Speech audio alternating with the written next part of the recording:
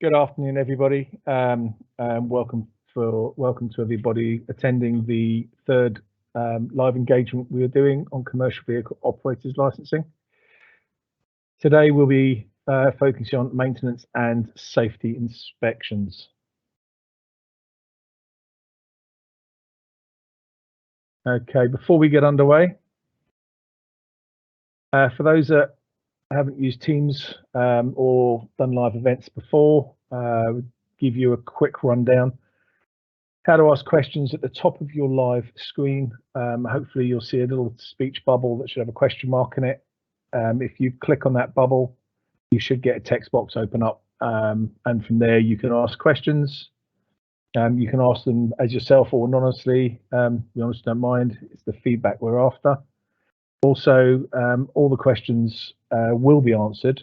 My colleague Pierce, who's with me this afternoon, will be fielding your questions. If for whatever reason you can't get a question off during this event, please feel free to question afterwards. We will leave the event open for a while afterwards to allow all the rest of the questions to feed through. If we haven't answered your question during the event, we will do in due course.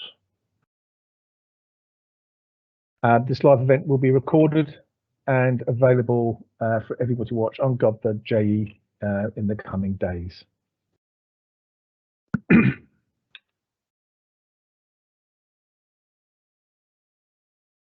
So what we're going to cover this afternoon, we're going to look at a little bit of what you said via the survey before we briefly touch on the first use daily checks, and then we'll look at the PSIs, periodic safety inspections, and how we should approach them, and discuss intervals before we then have a quick look at facilities.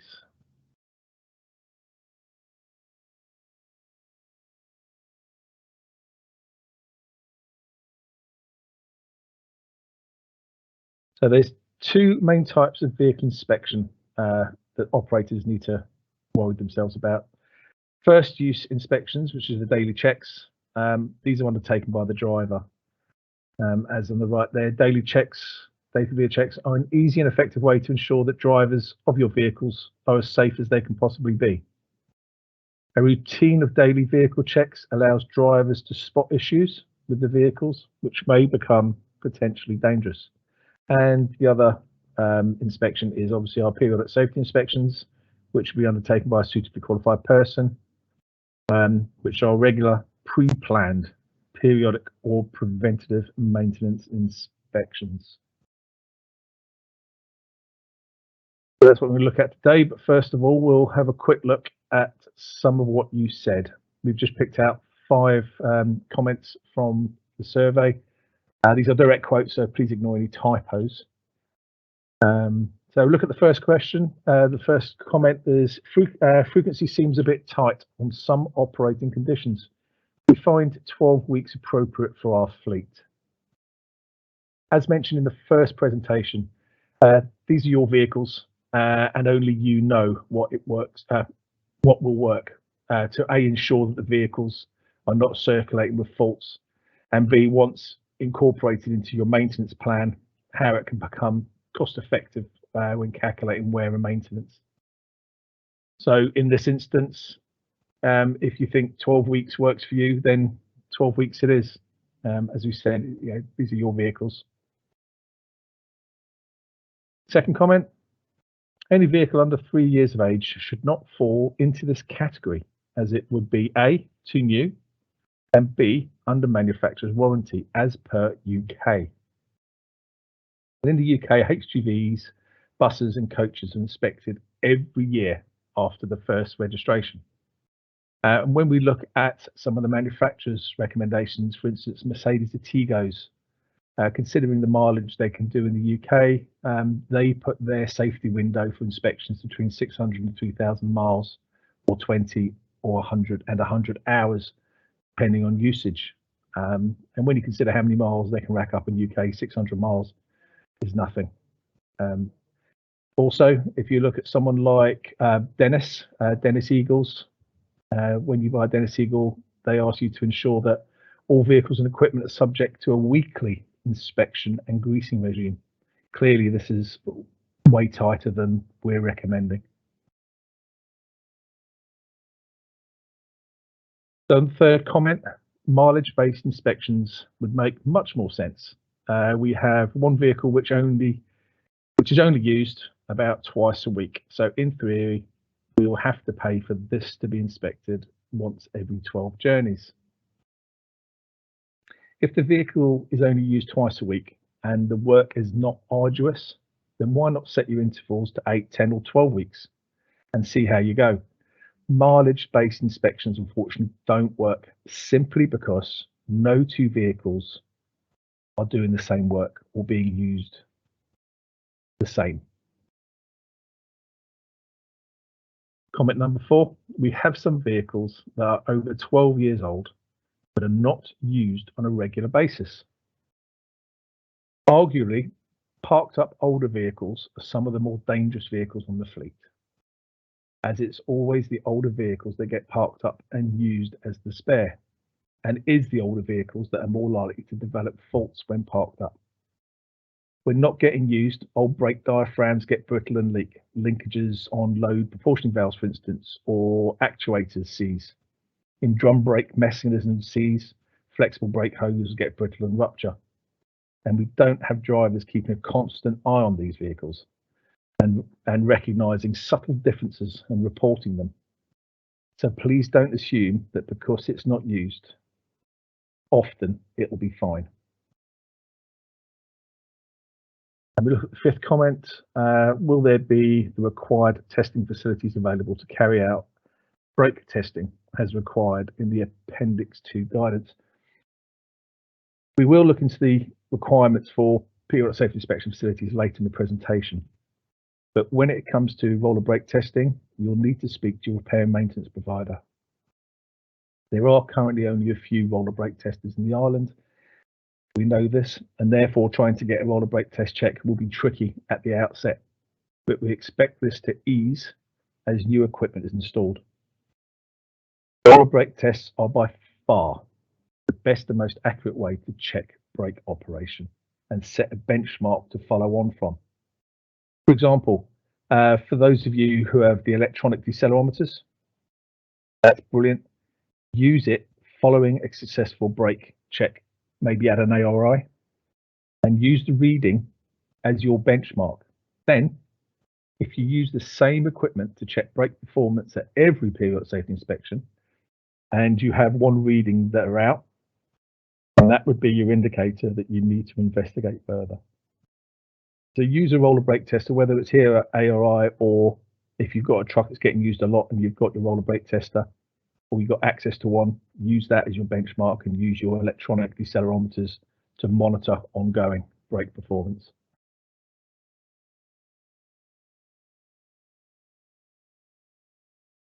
So we have a quick look at first use inspections, or daily checks, as we like to call them. The highlighted section at the top, the driver is always legally responsible for the condition of the vehicle while in use. Therefore, conducting a daily walk-round check is a vital part of the driver's core role. We mustn't lose sight of that. So with that in mind, what should a driver expect? Clear communication. The driver is the key link in the team.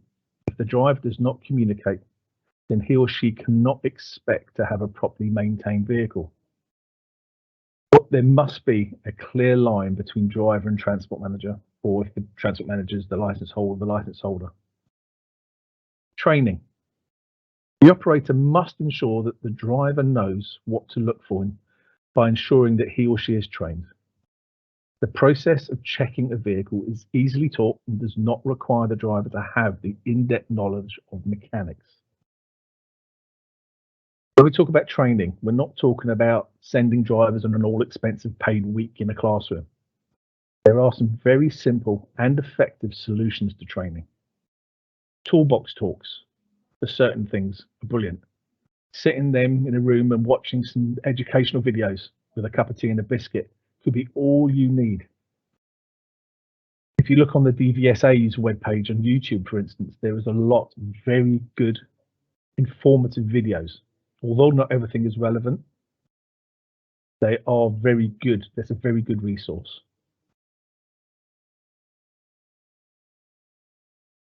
And by training your drivers, you also give them a sense of worth. A checklist. The driver must be issued with a walk-around checklist. This can be paper or electronic. We know a lot of people are now moving over to the apps. There's not many paper-based checks anymore in some of the existing regimes in the UK. Drivers who drive the same vehicle every day cannot simply rely on their walk-round check at the beginning of the week. Parts on vehicles do fail during the week, and it is the driver's job, where possible, to spot these early.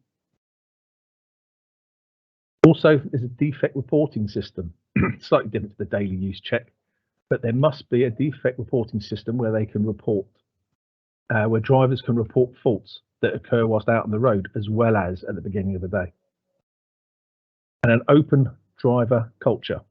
The driver must expect an open culture where they feel comfortable highlighting potential defects. The driver's observations must always be taken seriously.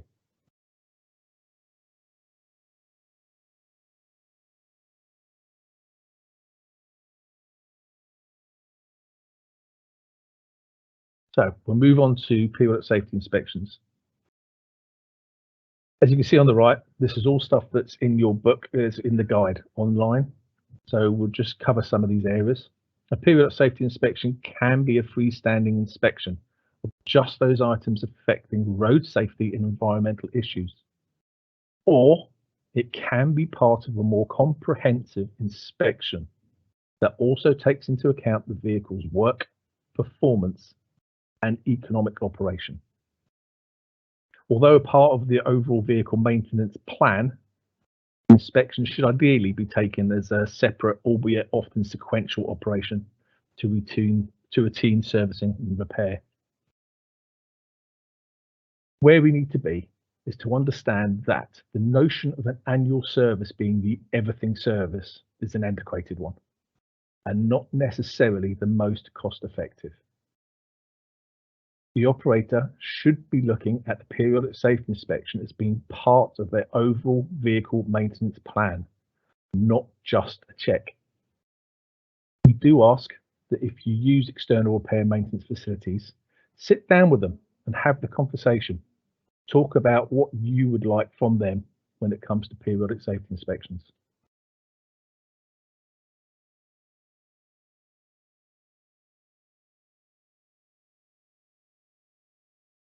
When you look at periodic safety inspections being part of the overall vehicle maintenance plan, although primarily undertaken in the interest of safety, vehicle operations, periodic safety inspections, together with prompt remedial action, are also cost effective. The early indication of wear, damage, or maladjustment may prevent sudden failure of components, resulting in unscheduled downtime, or prevent wear becoming so advanced that premature replacement becomes necessary. We have an industry ranging from numerous operators with only one or two vehicles to operators who operate significant size fleets, which also vary in use. We cannot emphasize enough the importance of preventative maintenance. The first significant benefit of preventive maintenance is preventing small problems growing into bigger ones and obviously costlier ones. Ultimately, giving your vehicles the attention they need will also help decrease their downtime and maximize their service life, especially as the Jersey has quite an old fleet age.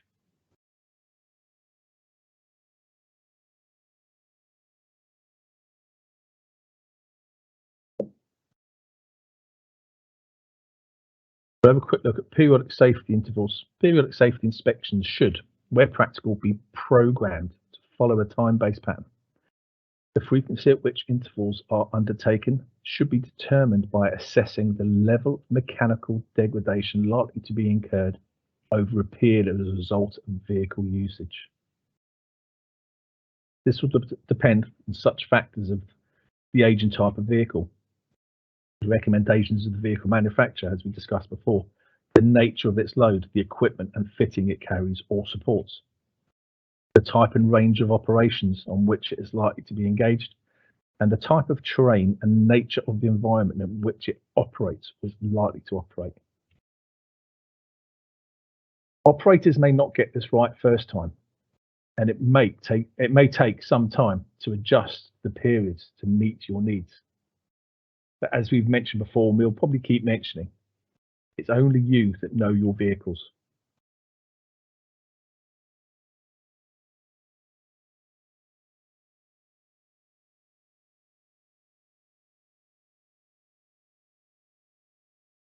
As vehicles and trailers age, the average annual inspection failure rate increases, and they are more likely to experience in-service roadworthiness defects. Guidance is therefore that older vehicles and trailers need more frequent maintenance, and that a minimum period safety inspection frequency of 6 weeks is required for vehicles and trailers aged 12 years and older. However, depending on usage, i.e. how low mileage and light conditions, the frequency may be extended. The average age of the Jersey commercial fleet is 13 years. That's the average age of the commercial fleet in Jersey. So if you're running vehicles older than 12 years on a regular basis, doing some arduous work, we suspect that a 6-week interval isn't far off your starting point. But again, only you know your vehicles.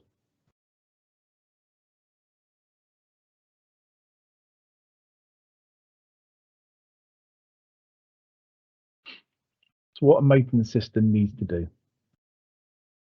It's ultimately the roadworthiness of the vehicles that will demonstrate that the system is well designed and meets the required standards.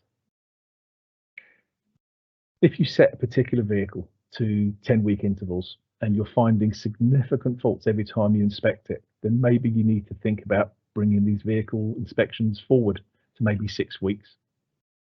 And in the same instance, if you have set a 4-week inspection interval and you feel after a period that you're not highlighting any significant issues at 4 weeks, then you may want to extend it to 6 or 8 weeks. And looking back at the slide, operators as well as drivers are responsible for the condition of their vehicles. If everyone in the system is aware of their responsibilities, that's everyone from drivers to mechanics to transport managers and the license holders, and I know sometimes this is all the same person, then your maintenance system has every chance of being successful.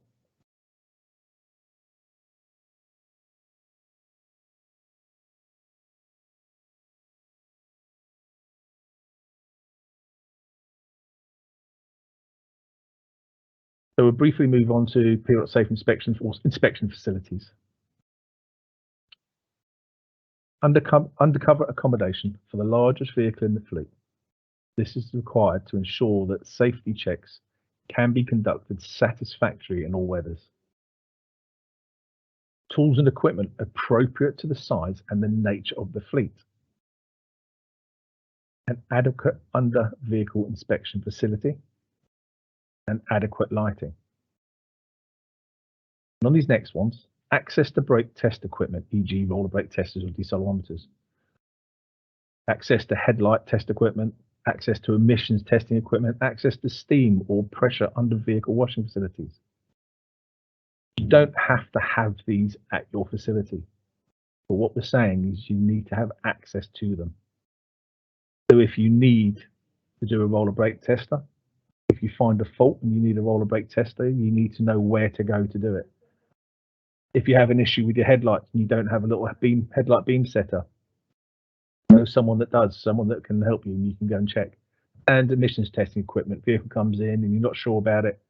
After some maintenance, or the driver's just highlighted that he's had a bit of an issue with smoke or whatever, have somewhere that you can access emissions test equipment. And the same goes for access to steam or pressure under vehicle washing facilities. And a working environment that complies with health and safety and all statutory domestic legislation. Ultimately, if an operator fails to maintain vehicles in a safe and roadworthy condition with the facilities provided, the Inspector of Motor Traffic may take regulatory action.